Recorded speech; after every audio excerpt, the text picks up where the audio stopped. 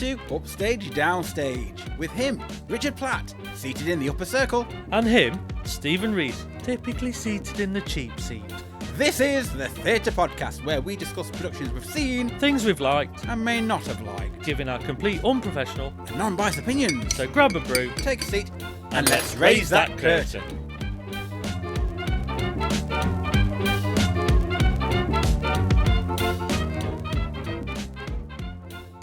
On today's episode, we'll be discussing A Streetcar Named Desire. We saw this production at the Crucible, Sheffield, on the 22nd of March 2025.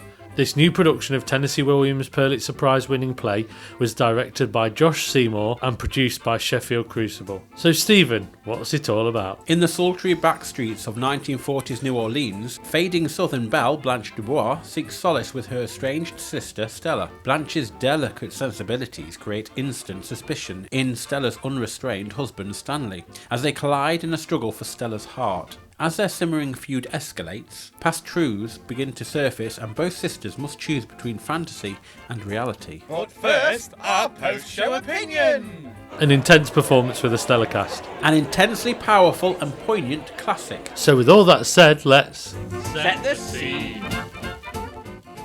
So let's discuss the set. I mean, the Crucible's in a thrust anyway, isn't it? Oh yes. Oh, yes. And the majority of it was a revolve within a revolve. Yeah, it was. Yeah, it was pretty minimal set in the aesthetics. Really, you'd got a walkway at the back, which was basically almost the steel work of the outside of American sort of high-rise flats, where you'd got the walkways and the gantries and things, just to give you that impression that there was people living above and people living below, so it gave you that difference in perspective, really. And there was a lot of linen, let's say almost voile lightweight curtains all the way around the stage, just to depict that's the the playing area, the staging area within the flat, because it's focusing on the two-roomed flat. Really. Yeah, it was there was a lot of box steel railings and there wasn't really anything that was depicted solid walls. Everything was done with like this box steel framing that just framed off certain areas, but there was nothing more than that. And I think it was quite an open space to perform in, but you'd got say the cut off between the bedroom and the living quarters, because this was a very small flat, so you're looking at almost a bedsit, where it was one room and a bedroom, and the one room had the minimal kitchen, and the bathroom was separate as well, but it was like every room was very small, but you just got box steel with voile curtains that matched the back of the room that just gave some break up, so when they walked into the bathroom or into the bedroom, there was just a little nod to it being a physical break in the stage. They only ever had door frames, so you could visually see the entrance and exits between these particular rooms. Yeah, and some of them had just like curtains, again, see-through. Yes, yeah. There was nothing blocked the view really, where whatever happened. But it was a nice little nod for the actors to have that movement and that definition of, well, like you said, walking through doorways.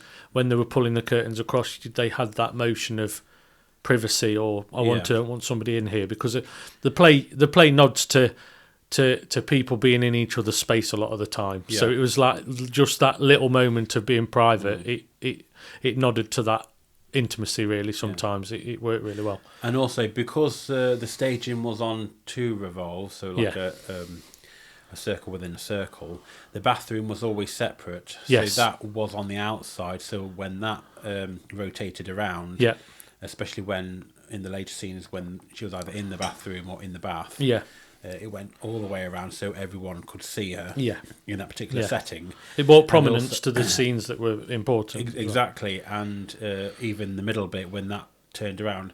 And I think it was good that they made sure that we had an eye line for the doorways. Yeah. Because no matter whereabouts the actors were walking in and out of, they knew whereabouts to head towards Yeah. for getting on and off and in and out of these rooms, because obviously you'd head to the doorway. Yeah. And that just helps, especially when you haven't got walls and you've just got not necessarily a bare stage, but it's really reduced to minimal setting. Exactly. And the set pieces. It helps get your bearings, especially when things are moving around. And I think as well, from a set design perspective, it's nice to see them be really restrained on what items they use on stage, because yes, I've said they use box steel, but they've also used copper pipe and things to create some of the other elements. But that's it. They've used very minimal colour palette, because then the characters and the cast actually lift off that stage. You can see them visually, colourful, you know. yeah. Even though this colour palette was quite subdued across the whole thing, it was still more vibrant from the cast. It gave you that element of, and also, you know, and whilst you talk about the colour palette, it goes hand in hand with the programme and the posters and stuff like that, because it's very much blue and white with the warmth coming from the lighting, and that's very much what we saw. Yeah, it was. Yeah, it lived up to. Yeah, I think when you got blanching, like bright, stark red colours, then you instantly know that those characters are important in the production. They're not, you know, and sometimes it's very easy to get lost in having more design behind it, when actually that worked really well. And it plays on many levels as well. It does. Because obviously you relate the bold colours with the class system and exactly. a lot of other things. So when we've got the Stanley and Stella living in this downtrodden flat in New Orleans, they're very much poor. Yeah, exactly. And a lot of their clothing. Well, moving on to the clothing already, I see. Yeah, I think it would. I think for me, this is a clear example of, if you design a set, you're designing it with the cast in mind rather than separately designing it. It's a combination of the aesthetics of the entire production. When you say cast, do you actually mean the costumes? I mean the costumes. Yeah, the cast. What I'm saying is, it's the what the cast are wearing in the production, costume wise, matters to how the set looks, I think. Yes. Because some people get carried away set wise and then don't necessarily consider what the costumes will add to it. Yes. And I think this is a fine example. Even down to the dressing table in Stella's bedroom. Yeah. It's got simple white tops. It's got simple little, you know, even very, very basic mirror and very simple things. But then that also mirrors the bathroom sink that's on the same sort of console, and then the chairs and the kitchenette is all. Everything feels. I think it's got to feel like it's one room or one space and one house, one flat, and it's very easy to get carried away with too much furniture or too many things.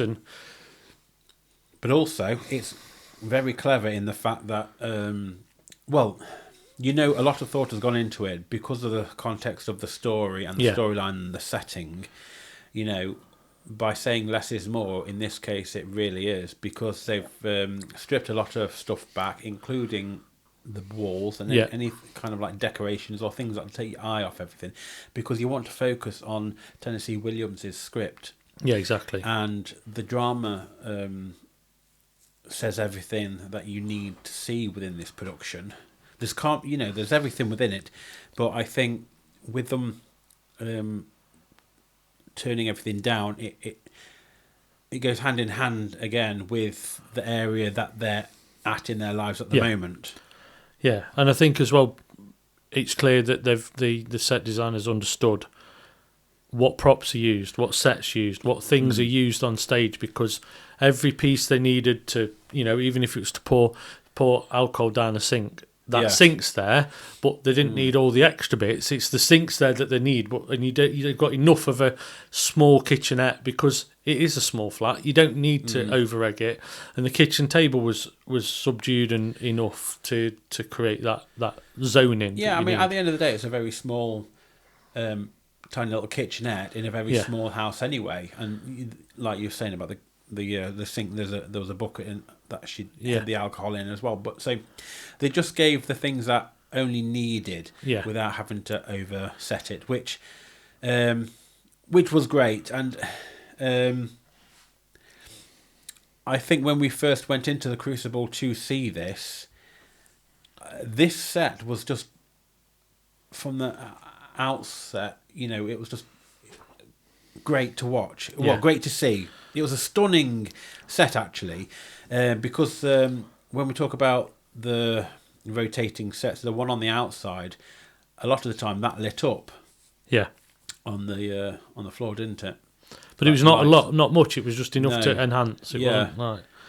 I think for me, there was a lot of confidence with the set. They knew that as a production, it needed the space to allow the action to happen, because this is a slow burn of production where actually you don't need much furniture in the way, because there's a lot happening when it happens. Yeah. And then you also need the detachment from that to actually stark empty space to give the sense of loneliness, or to give the sense of calm, and then you also need the chaos as well. So you've got to have room for that to happen when you've got a cast that need to move and create action and create. If things are in the way, it can get distracting. And I think that's the key thing. That's it. And I think another reason why this set is really good for this kind of production within in a thrust setting, and I dare say it'll probably be good in the round as well. Yeah. Is the fact that it mirrors the storyline as well. So whilst we had the gantry and the stairs, they were very much a fixed position. Yes. So that's the outside world that is very much fixed, and it is what it is. Yeah. But their playing area, their set, their house, because of the rotation going on, it's as if the characters are moving around each other at different times, different spaces, like they're orbiting each other's personalities and trying to suss each other out. So that's another twist and another dynamic to the whole production on a deeper level as well. It was. Yeah, definitely. So the person who designed this set was Frankie Bradshaw. This one. Yep.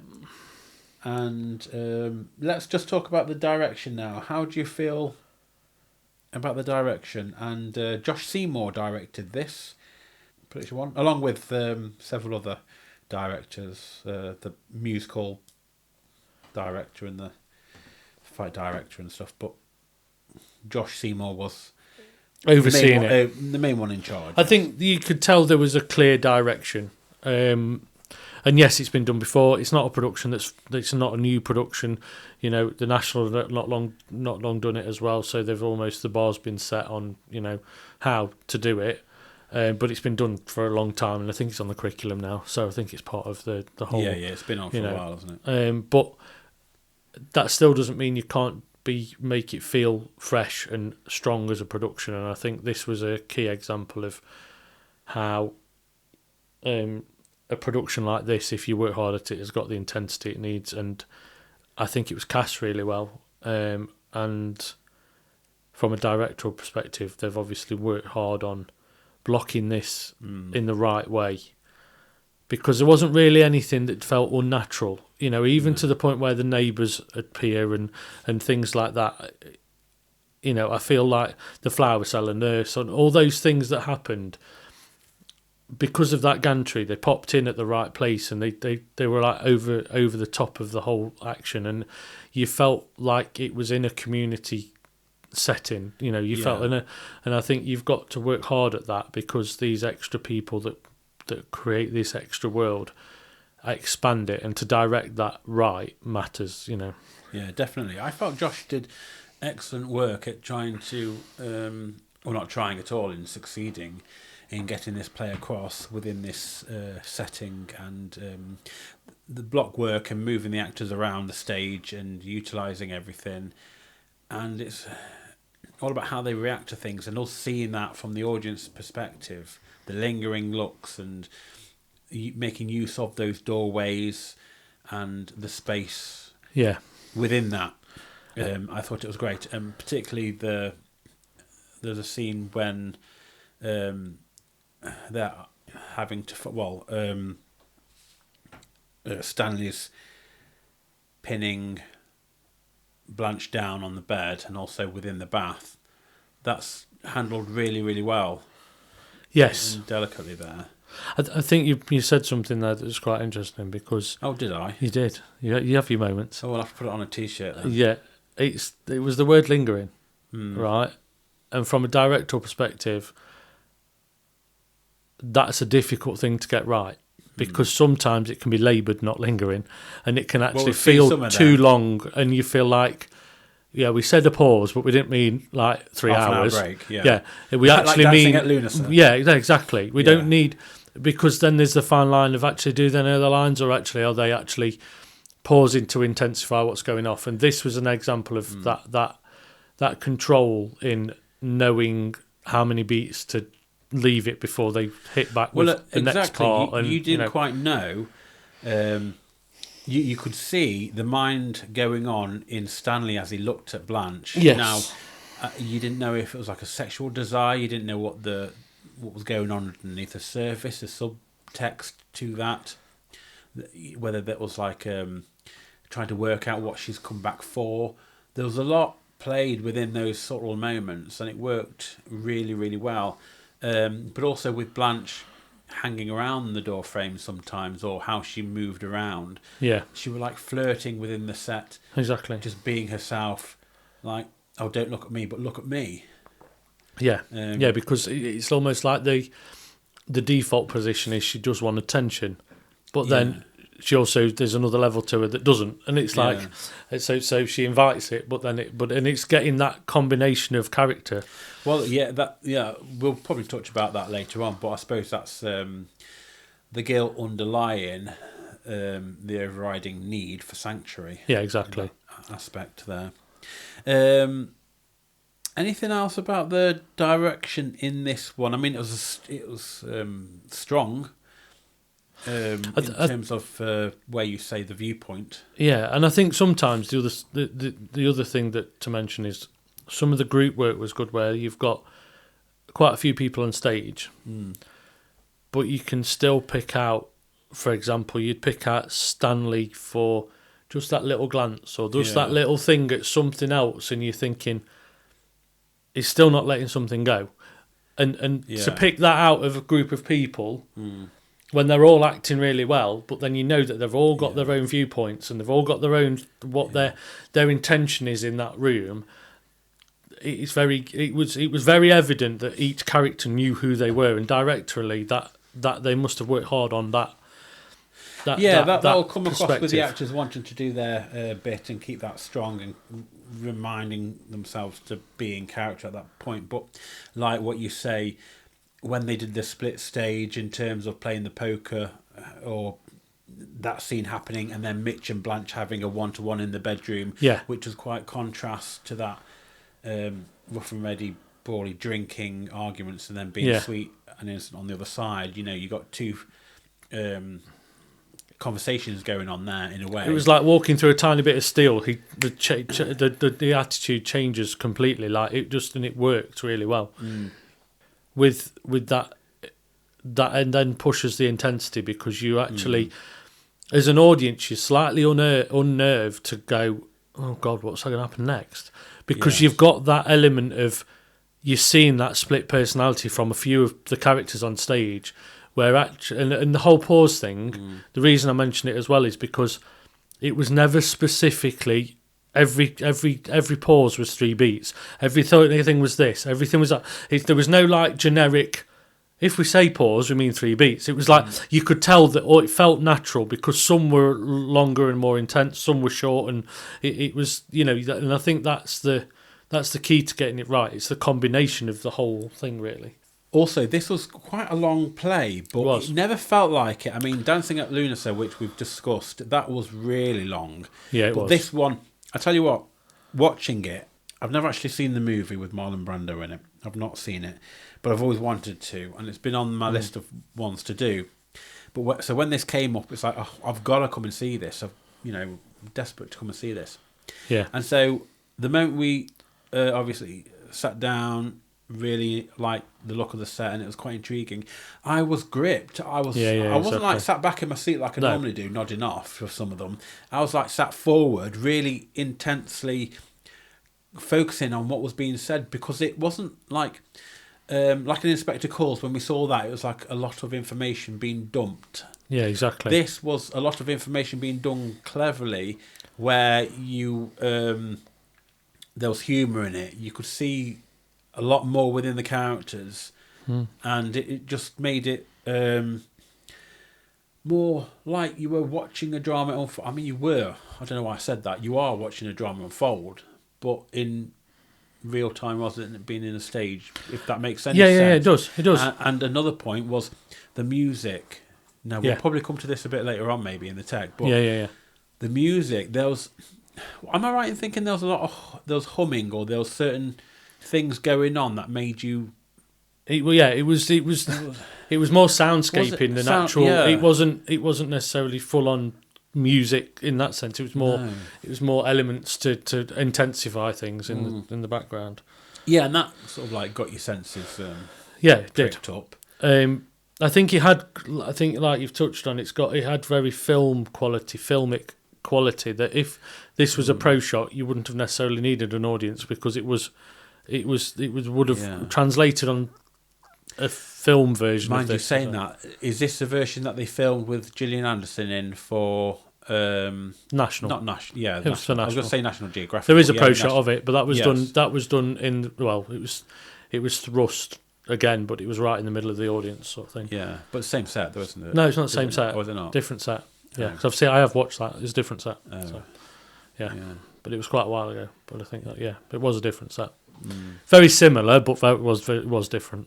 And with this one, the costumes were very of their time, and every character had something that their costumes that they were living in sometimes gave them an obvious character choice. Like, for example, Stanley, he was very much in his Levi jeans with a tank top or just a short sleeve T-shirt, because obviously the kind of person he was very much lower class, whereas Mitch sometimes dressed a little bit affluent, a little bit of a bow tie, a suit trousers going on. Not pant. I'm not going American here. Pants.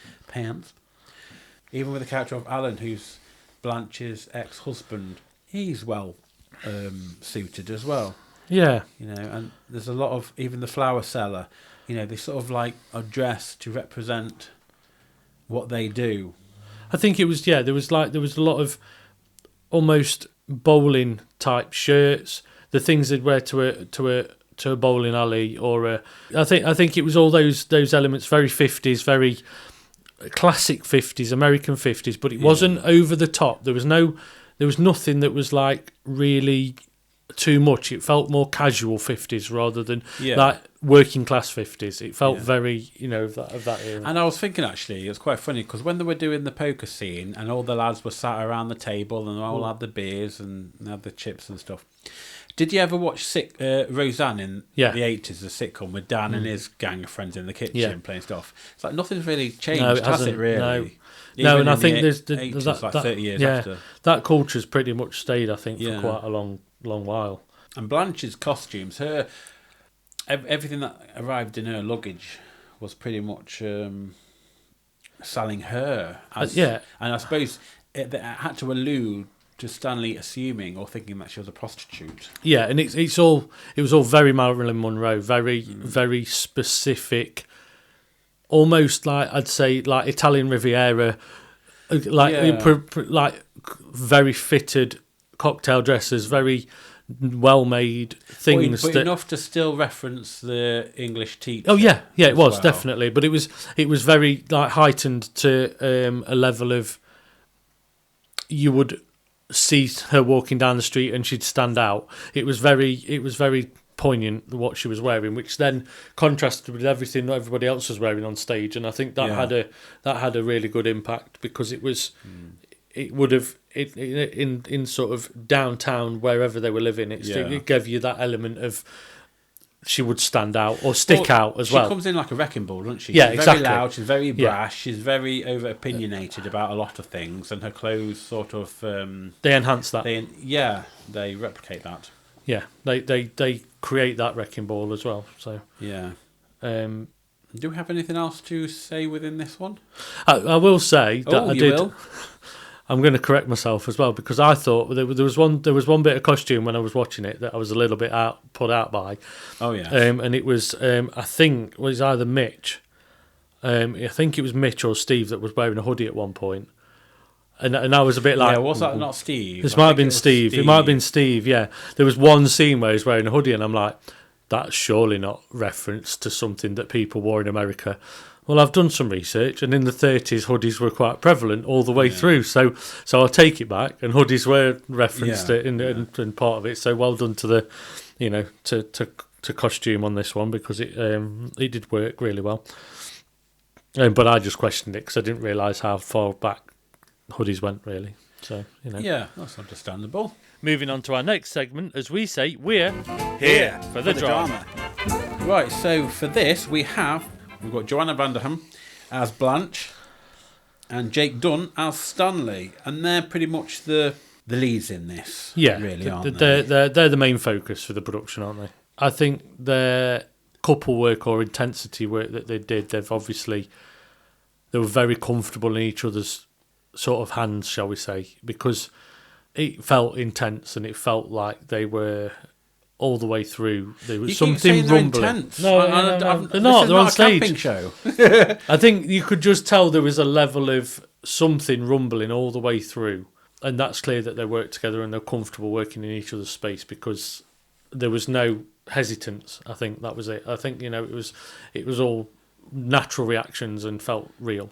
Well, they are actors. They are, but some people can be a little bit hesitant and not go I think to what that point. I think what you're describing is chemistry. Yeah, that's the word. Is what you're saying between the actors. Now, I would say they were very nicely paired here. Yeah, they were. I thought Joanna gave such a strong, powerful performance, and also she handled the delicacy, the fact that her mind was sort of like verging on a breakdown, and she had all these things going off in her mind, that how she portrayed the guilt of her ex-husband, the fact that she's lying, she's manipulating, she's changing things around to suit her own needs.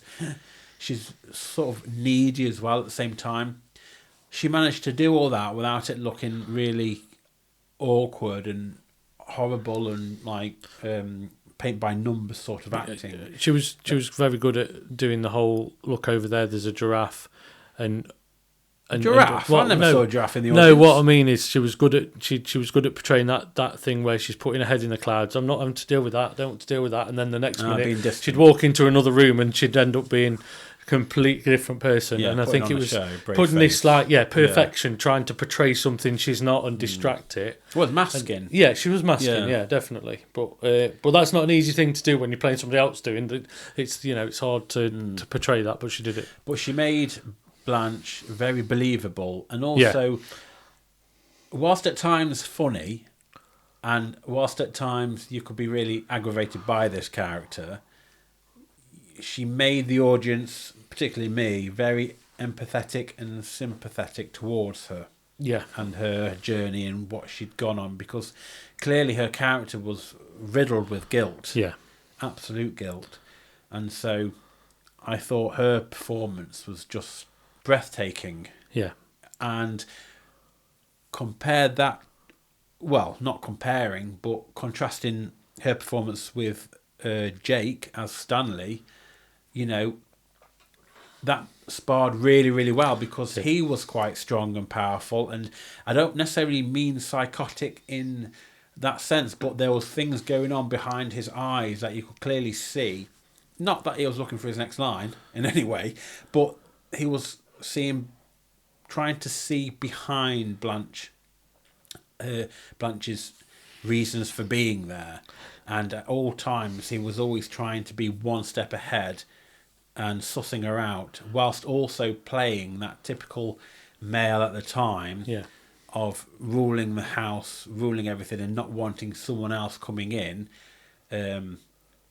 putting ideas into his wife Stella's head at that same time. And also there was elements of him being quite opportunistic, where he was capitalising on her vulnerabilities, and sort of controlling her as well, and having those, almost the desires that he hasn't got with his wife. He was playing them out on Blanche, and I think there was moments of that as well, and that's what, like you say, with the chemistry bit, it really matters because you can't play it. You're playing at it, but you can't make it look like that because you've got to make it feel painful. Really, a lot of the time, it's almost getting over to the dominating control element that this is the man of the house and he will control everybody in the house. And I think it came across like that as well. And in certain scenes between them, they made it feel uncomfortable. Yeah, did as well. They really got that underlying subtext message across. That something else was stirring. And I think that's key to the writing. Not the key to the writing. I think it's the key to making this production go from something that's acted. So that's it. The interpretation of the words from something that's just gone through the motions. Because I have seen other versions of this where actually it doesn't, and it tends to be used by amateur productions. People have done this before in an amateur world, and sometimes it's not been worked on as much as it needs to be to get to the level it needs to be sometimes. Well, because, a lot of the stuff they don't. I think the title is good to sell tickets, but actually the work it takes to get it to the level where it's like, wow, this is amazing, is very... Well, the trick is understanding the text and what it means, and text and everything else that's going on around it, and the world you're trying to recreate. And you can't water this down. You wouldn't have the same impact. You've got to feel uncomfortable when you're watching it, because that's the whole point of. And also, when you're performing it, you've got to be uncomfortable. Yeah, exactly. Because you've got to do stuff you wouldn't normally do. No. And you've got to be vulnerable, very vulnerable. And I think as well, the subsequent cast around them, you could tell they were uncomfortable about what was happening, because there'd be certain things that happen in front of them that you could tell there was a level of shock, but in reality, people don't always react to that, and they might talk about it later. They might bring it up with their friends, but they might not talk about it in that point in time or whatever, because they know how powerful Jake's character is. Yes, and he could end up with a bottle in your neck, or it's that sort of. You've got to feel like it could turn at any point on anybody, and I think that's. Yeah, and I think we actually got that. Yeah, it exactly. Really felt like you didn't know where he was going to. I was going to say blow, but you didn't know where he was going to. Yeah. Blow. Yeah, exactly. I'm just going to leave it at that. I think you didn't see you could see that anybody could have lit a touch paper at certain points, and it had just flown off the handle. Exactly. And I think that was the level of intensity you needed to. That's it. You couldn't get a handle on him. No, but he was ready to fly off the handle. Exactly. Yeah. That's it. And as with the supporting staff, sorry, as with the supporting cast. We have Amara Okariki playing Stella, and she was fantastic. She was great. She made that character really stuck in a position of nowhere to go or escape, but also at the point like she didn't necessarily want to either. No. And she was being pushed with her sister, but also guided by her man and the neighbour and everything. So a lot of women will probably feel more relatable to her in a certain situation. Yeah, that's it. Taylor Kovacevic Ibong played Mitch. And I'm so sorry if I got your name wrong. Chances are 100% I've got it wrong. But you've had a go. But I've had a go. I've tried to decipher it. Anyway, Mitch's character was very soft, and he was direct contrast to Stanley. And so when he came into the set and, in the storyline, and started talking to Blanche and being sympathetic, he played that brilliantly. But also his character was very much stuck between wanting to be with his mates and being a part of that, but also understanding that he too has suffered heartache and pain and can relate to Blanche. And it was nice to see them have their moments, but then you saw later on that because his advances weren't really going anywhere, that he assumed would, he then sort of like reverts back to a typical male of the era. Yeah. Going back to like how Stanley is aggressive and thinking that it's the social norm, isn't it? It's like, yeah, having to live up to that bravado or that, But he still played it in a way where he was still challenging himself and feeling a lot more than just a switch. Right, that's it. I'm done. I'm out of here. I'm not getting anywhere. Yeah, exactly. There was still a lot more at play and struggles within him trying to do mental gymnastics. Yeah. With his feelings. So that was really good to see that it wasn't just like a 2D character. No, exactly. Also, I mean, Jack Africo, I think he did well in the other pieces. He played the young man, and Alan and the doctor as well. Yes. Yeah, and I think he did well being in different roles and different characters. Yes, but still being very present in each one, rather than he like the same character. Yes, because sometimes you think if you're playing extra roles and you're not the main cast on there all the time, you can sort of like be forgetful or disappear. But he didn't at all, did he? No, not at all. Yeah, every interaction was right. It was the right type as well. Also, same as Leah Burge as well, as the neighbour and flower seller and the nurse. You know that. Yeah. She had a similar sort of role as well, didn't she? Yeah, but it wasn't thrown away either, was it? I don't feel that it was still, No.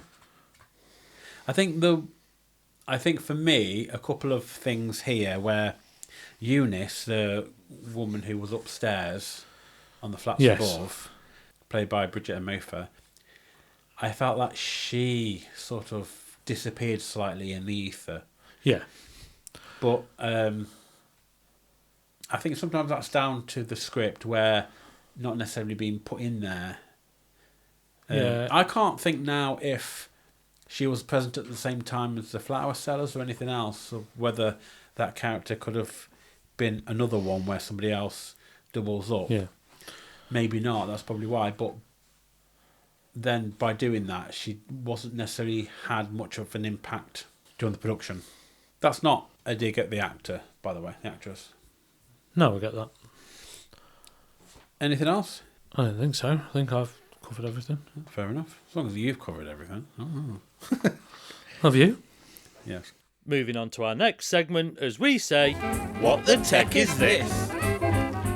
Well, we've got quite a lot of technical things to talk about within this production, haven't we? We've got the bath scene, where we've got smoke coming out of the bath. We have the soundscape of running water. Did we actually have running water at the time when the bath was filled, or from the sink? No, I think it was just there was. I don't think there was water in either of the sinks or anything, to be honest.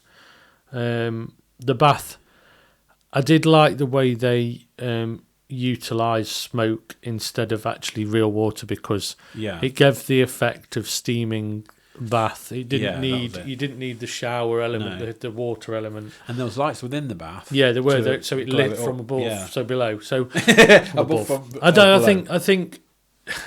I wish my bath did that. I mean, you can get LEDs put in the bath, but I think there was an element of it still felt classy because they didn't over egg that. No. It was lit in such a way that it actually gave it still the film quality a little bit out of this world, but then that almost added to the whole part of this production, because it is a little bit crazy at that point, the whole bath scene, and you need something to, because smoke just coming out of a bath wouldn't read very quickly if you didn't have it lit. Yeah, sometimes, but also, I think you need to do that to make it look more white, rather than having it as a grey smoke. It needs to feel like steam rather than, and I think that. But also, it helped with them moving it on the revolve, so everyone could see it go all the way around as well.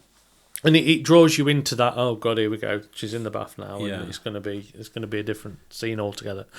Yeah. Because it actually depicts something quite beautiful, which is actually going to turn into something quite horrendous. Yeah. And I think that's actually a really clever thing to get right on stage, because it makes the horrible part feel even worse, because you go from it's not, if you heighten both sides, that's when it feels you have to over egg it sometimes with this. Yes. Lighting wise, there was some. It was lit really, really well. Yeah, and I like very moody lighting, wasn't it? I like the subtleties of. They had LED use where they'd light some of the voile curtains at the back and things like that, but it was all in subdued coppers and low light greens, things that still matched the what was going off on stage, and they used a lot of blue lights to show, just to give that intensity, really. Yeah. That nighttime chaos that started coming, and I think it was very well lit. Like you said, to match the posters and things like that, but also they didn't worry about playing with light. It's like the blue scenes. There was hardly any white light on stage for those scenes, and it felt so intense. It was just right, We've been saying intense a lot. I know we have. Yeah, it's an intense bingo today. I think also there's things where they've used fluorescent strip lights that clearly have got LEDs in them, but yet again they hid the technology well enough to not really think about that side of it. It still felt like like it was specific to this production. And actually they did it really well with the smoke perspex in front of those strip lights, compared to when we saw a production where there was actually really bright lights on stage that were like a fluorescent tube, and actually it started to take your eyes off the production. Whereas this, oh God, which one was that? It was the one with in the garage. Oh yes, the Alan Ayckbourn one, wasn't it? Yeah. Oh, that's going to irritate me now. Oh, something about ourselves. Just between ourselves. Just between ourselves. Yeah. So in Just Between Ourselves, I think that there was too much element of we need to have a fluorescent light in this garage, so we'll put it above the stage, but actually blind the audience with this really bright, intense strip light. Whereas here, the fluorescents were just subdued enough to just enhance the area, but it didn't get in your way, sort of thing. It also enhanced their facial features as well, so you could see all the emotions play out on their faces. It played with shadows, and it was exactly. It actually made the features more dark and sort of. It just added to that emotion. I think that was the. We don't know how, it just did. Yeah. But I think sometimes some lighting directors think they've got to fully light everything. Yeah. And when you control the darkness in a production, as in you've got a whole theatre space, you've got a lot of use of a lot less light than you need sometimes, because you control that space. If and some directors tend to just flood it with light because we've got to see every part of the cast, but sometimes they need to strip that away and go, no, actually we need to just see this scene, or whilst we're on the technical thing, we had a bit of a technical malfunction, didn't we? Yeah, it was a little bit, and in one of the scenes, I think it was in the second half, where when the bath scene was moving around, something snagged. I think it was a costume. No, it was a dressing gown. That was it. It was a dressing gown. She chucked a dressing gown, and it got jammed on the motor moving around. All the things going around, and we had to see a little minion with a headset. With a headset pop out and just untangle it. It's a shame they weren't in costume, because that's a bit of a bugbear. They should have been in some form of attire that would have looked in place, but Oh, I don't know. I think it draws attention to something that doesn't. Yeah, but if they were in that era costume, 1940s, 1950s costume, you'd expect them to have a piece. Yeah, they'd be like, "Why are they in the bathroom? Yeah, exactly. Why are they there?" Yeah, true. If it's tech, you just know it's an issue gone wrong, so they'll fix it. Not to worry about. They should have brought a big hook out. Oh my God! Yeah, from a distance, From a distance, a litter picker. Yeah, a little picker. A lot to picker. Yeah, exactly. Yeah. But other than that, I mean, that was quite funny to see. Yeah, and I think as well, I suppose the only comment I'd make is, technically, there was a grand piano on top of the sort of walkway. It was used a little bit, but it wasn't used a lot, if I remember right. No, that's right. And it felt a little bit like, why bother? I think it's because I understood why they but did when we saw Mrs. I Gone, it was as if they were utilising the same kind of metalwork. It probably was the same metalwork as well. So the piano up in the back was probably where the music stall is anyway. Yeah. And I think that's just where they were. We never saw the piano though. That's Yeah, we did. It's up there. It's on there. They used it when we? we walked in. Yeah. It was like the jazz club style of it. When we walked in, they were playing it. Yeah, I know they were playing it, but I can't remember seeing it. It's on. Yeah, it's on. It's in view. I see it. Yeah. Oh, was it in the picture? Yeah. Oh yeah, we're seeing it. It's on the top left. Yeah, third stage right. Yeah. Well, anyway, I mean, it was just a little nut point, you know. But we were sat on one to the side. We weren't facing in front of it. So at the time, looking at the pictures, I can see it. But where we were sat during the time, never saw that side of it. So I didn't know. But yeah, like you say, the music to it was. Well, I think I alluded to it earlier on, didn't I? They played it throughout, which gave it grounded it. I think, and I think for me, this is a production that just needs soundscapes and things to enhance it, not go over the top, and it doesn't need to be something that is more than that, really. And now it's time for Rewind Rewatch. I would watch it again. Yep. But it's one of those that you need a bit of time between watching it. It's heavy going, because it's a lot. And I think for me it's more the second half, the bit where it all starts getting a bit intense. Use the word again, intense. Extreme. It's when it's extreme. It just starts getting developing. For me, I always like it when things start going wrong on stage, as in not in a bad way, as in not that we'd have done it wrong. I mean when they start to twist and turn and things just start going. Because I feel like that's when actors get to show their abilities, when they can start. So you just like the climax? Yeah. I'm just that kind of guy. You're not bothered about the build-up, you just like the climax? No, just get on with it. Fair enough. So which scene would you watch again? I think for me, it's everything from the bath scene onwards. It's like all that chaos. Yeah. You know, it's hard to really put a scene in this because everything's very... I know. It flows from one to the other. Yes. I think for me, I'd like to just rewind and rewatch the bit where she's being made to sleep on the camper. Yeah. Not in the bed, but to one side, and the interplay between her, Blanche, and Stanley at that point. Just because that was quite a nice little segment. But yeah, again, I would gladly rewatch this production now. Because it's been a while since we did it. We've actually left this a little bit too late to review, but I'd watch it again, even if it's done by someone else. Moving on to our final segment, as we say, Call this a show? I thought it was a great interpretation of this production, and as in this well-known piece of theatre.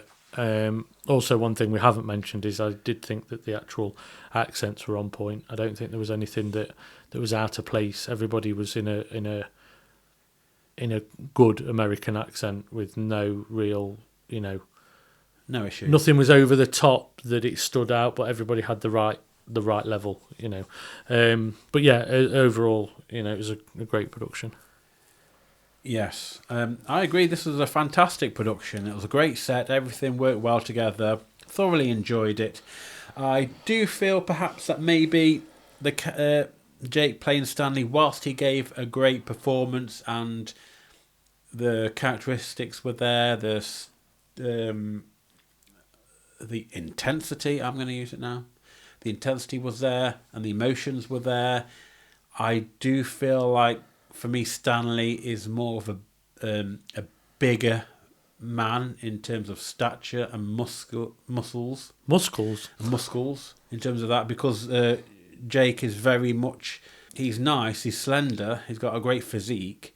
For me, it feels like he should have been a bit more bigger on stage, but that's just a... Are you trying to tell me you just wanted a big beefy man that's going to get his shirt off? So that's why I like this play.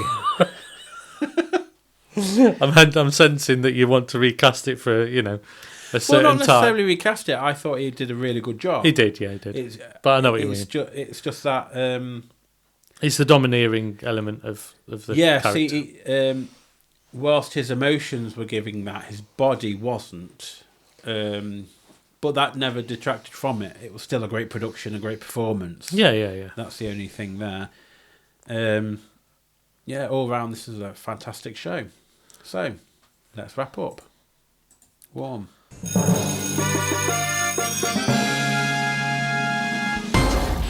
Scores then, please, Richard, for A Streetcar Named Desire. On a scale of 1 to 10, with 10 being dependent on the kindness of strangers and 1 being a streetcar named undesirable. What's it going to be? I'm going to give this a 10 out of 10 because I think it deserved it. Okay, I'm going to give this a 10 out of 10 as well. Absolutely fantastic. So, what sound effect will you be choosing from the following? A complete train wreck?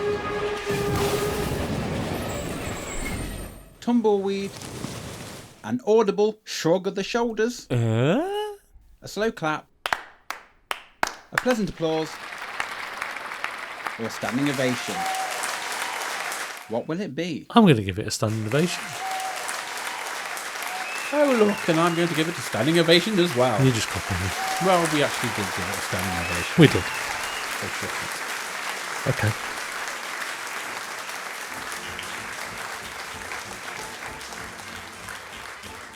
So there we are. That's our discussion of A Streetcar Named Desire. We hope you found it insightful. If not, entertaining. Stay tuned as we bring you more of our thoughts And opinions. on many theatrical delights in future episodes. If you'd like to get in touch, email us at upstagedownsstagepod@gmail.com. You can always join in the chat to share with us your views of a production. Also, make sure to follow, share, like and subscribe to all our channels so you get every episode the second it's released. And we hope you join us again for another instalment of Upstage Downstage.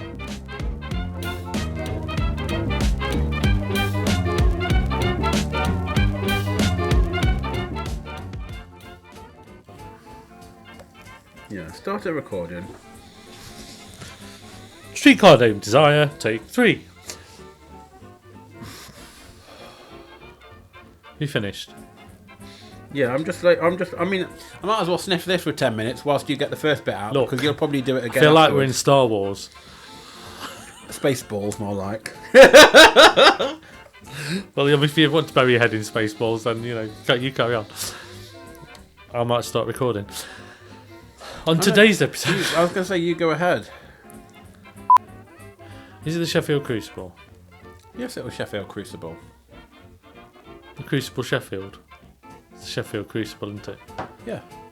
It's the other way around. On here you put It's the the Crucible at Sheffield. Okay. The Sheffield Lyceum. And Sheffield Crucible. Or the Crucible at Sheffield. Okay, right, let me go again. Well, it's not going to be Sheffield Crucible in bloody Yorkshire. I mean, no, it might be. No, it's good. No, what I mean is, it's not going to be the Sheffield Crucible in Leeds, is it? I know it's only meant to be Vicks in there, but I'm worried about what it's doing to you. Vicks, Olbus, everything. Albus Soil. Mmm. Gritty. And produced by Sheffield Crucible. So, Stephen, what's it all about? Hold on a minute. Are you trying to tell me you've done that all in one go? Yeah. Well, You see? I know I should have done the first bit. I even got the diction in there and the enunciation. Yeah. So it's my turn. It's your turn. Come on. Rock on. Right, okay, so We need to finish it. we haven't even started it. We don't know. You've not pressed stop, have you? No. Good. So there we are. Are we not? Should we do that one at the end? We need to just do it here now, so in case we forget well, I was it. going to do it in order. Because you've alright got then. a habit of just shutting it off, and then we can put it back in at the end Well, as you're well. on recording. How No. have I got a habit of shutting? So there we are. Hold on a minute. Go. So there we are. That's our discussion of A Streetcar Named Desire. Are we doing that together? Oh yes, we can, can't we? Yeah. So there we are. That's our discussion of A Streetcar Named Desire. No, that's discussion of, and then we say A Streetcar Named Desire. So there we are. That's our discussion of A Streetcar Named Desire. We hope you found it insightful. If not, entertaining. Stay tuned as we bring you more of our thoughts And opinions. of many theatrical delights. On many theatrical delights of future. Why have I got that all wrong? I don't know, but I never get to finish entertaining before you say stay tuned. No, we'll do it again then. So there we are. That's our discussion of A Streetcar Named. It's because it's involved. How can we do the bulky bits easy, but then when it comes to this easy thing that we just normally reel off, you awful. Yeah. Okay, so there we are. That's our discussion of A Streetcar Named Desire. Oh, thank God for that. Let me just have another sniff. So let's do cocaine. I'm doing Vicks all in one. I can't get that out all in one either. All in one. I need to put my teeth in. Set the scene then, Richard. For A Streetcar Named Desire. Oh, that is absolutely disgusting.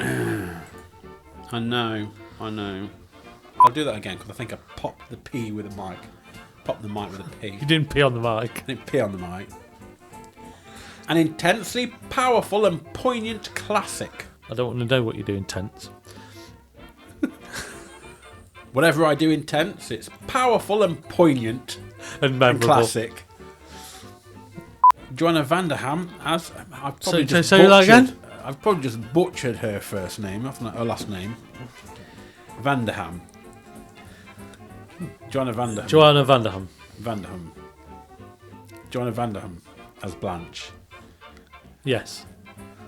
It's like when I say Birmingham. It's like Birmingham. There's a ham at the Do you end have of to it. go Vanderham? Vanderham. So we have Joanna Vanderham. No, I've done it again. It's just going to have to stay. And Mitch. These actors' names are a challenge, aren't they? Good luck. Taylor Kovacevic. Kovacevic. Yeah. Kovacevic. Yeah. Kovacevic and Bong. Yeah. It was almost very... That's right, I thought you were going to sneeze. I was, but then it turned into a yawn. I'm just testing recording. Recording. Let's see. Recording. You're nowhere near the mic. It's pointing to your buttons. Hold on. Let me just have a line of Vicks. Didn't even get that because we were nowhere near the mic then. What should I do? He's not pointing at you, he's pointing at your buttons. It's at me. No, it's not. It is. Your mouth's up here and he's It's pointing. there. That's better. That's much It better. can still hear me. Yeah, don't switch it off. Switch you off.